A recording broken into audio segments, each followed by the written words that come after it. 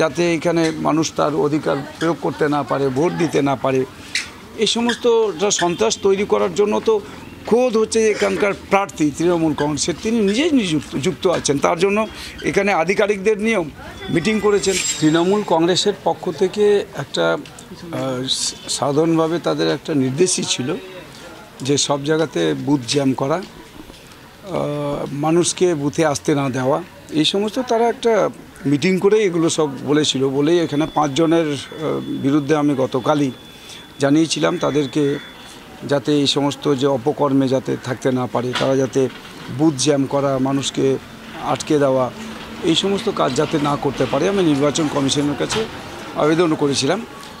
তার ভিত্তিতে নির্বাচন কমিশন তাদেরকে সেভাবে সে বিষয়গুলো উনি দেখছেন, ওনার বিষয়।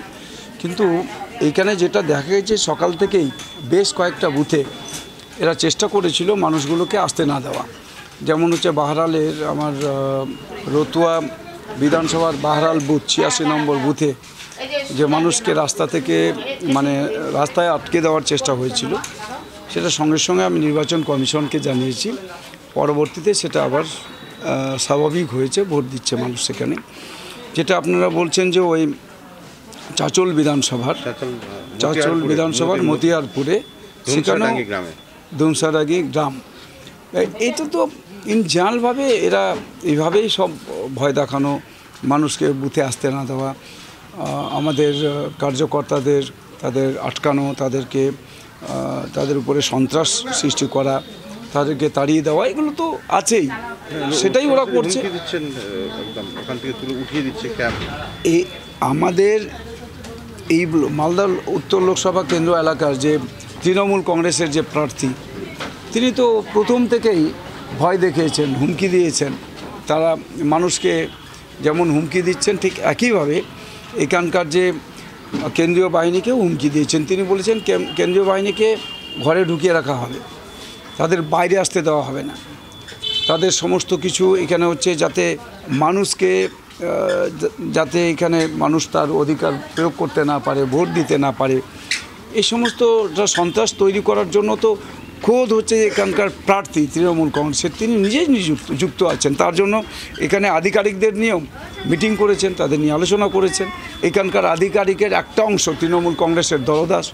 এখানকার পুলিশ, পশ্চিমবঙ্গের পুলিশ, তার একটা বড় অংশ হচ্ছে তৃণমূল কংগ্রেসের দলদাস। গতকাল রাতেও তো গোপন মিটিং করছে। হ্যাঁ, একদম তাই, গোপন মিটিং করেছে। এবং আমি সঙ্গে সঙ্গে অভিযোগ করেছিলাম, তার ভিত্তিতে এখানে তার নির্বাচন কমিশন সঙ্গে সঙ্গে অ্যাকশান নিয়েছেন। এখানকার যে ঠিক ভালো থাকবে, হ্যাঁ একটু বলি, ঠিক তো নির্বাচন কমিশন সঙ্গে সঙ্গে অ্যাকশান নিয়েছেন। আমি বলেছিলাম যে এখানে বিডিওদের নিয়ে মিটিং করেছেন, মিটিং করে এখানকার ডিস্ট্রিক্ট ম্যাজিস্ট্রেট নিজে উনি বলেছেন এখানে সমস্ত যাই ঘটুক, কিন্তু ফ্রি ফেয়ার নির্বাচন হয়েছে, এটা লিখে পাঠাতে হবে, অর্থাৎ পিসফুল। আসলে দেখছেন যে এখানে বিভিন্ন জায়গাতে আমাদের পিস মেনটেন হচ্ছে না। পিসফুল মানুষ, আমরা তো আমাদের দেশের প্রধানমন্ত্রী নরেন্দ্র মোদীজি সবার কাছেই অ্যাপ্রোচ রেখেছেন, প্রত্যেকটা মানুষের কাছেই যে আবেদন রেখেছেন। আমাদের পার্টির পক্ষ থেকে আমাদের রাষ্ট্রীয় সভাপতি সম্মানীয় জেপি নাড্ডাজি, তিনিও বলেছেন যে নিজের ভোট নিজে দিন এবং শান্তিপূর্ণভাবে ভোট দিন, ভোট দেওয়ার জন্য শান্তি বজায় রাখুন। এই আবেদন আমরা সবসময় রেখে যাই। রাষ্ট্রের ভোট, এটা তো আমাদের কেন্দ্রীয় সরকার নির্বাচন করার ভোট, কিন্তু সেটাকে আটকানো হচ্ছে। এরা পঞ্চায়েতেও আটকেছে, বিধানসভাতেও আটকেছে, অর্থাৎ এরা আটকানোটাই হচ্ছে এদের স্বভাব, এটা সংস্কৃতি। কালকে রাতে কি মিটিং করে এরকম করে সেই জায়গায় সেই ছক অনুযায়ী কাজ করা হচ্ছে বিভিন্ন পুলিশ আধিকারিকদের সঙ্গে নিয়ে? নির্বাচন কমিশনকে যখন আমি জানিয়েছি, সঙ্গে সঙ্গে অ্যাকশান হয়েছে। তার কিছুটা দেখতেই পাচ্ছেন অনেকটাই পিসফুল হচ্ছে, নাহলে তো অনেক গণ্ডগোল করতে হবে। গতকাল যেটা করেছিলেন এখানকার ডিস্ট্রিক্ট ম্যাজিস্ট্রেট, সেটা এখন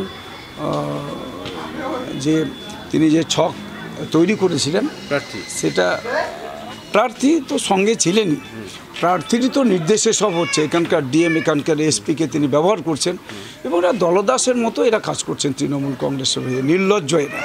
তো আজকে যা দেখছেন তাতে অনেকটাই তাদের সমস্ত কিছু ছক ভেস্তে গেছে।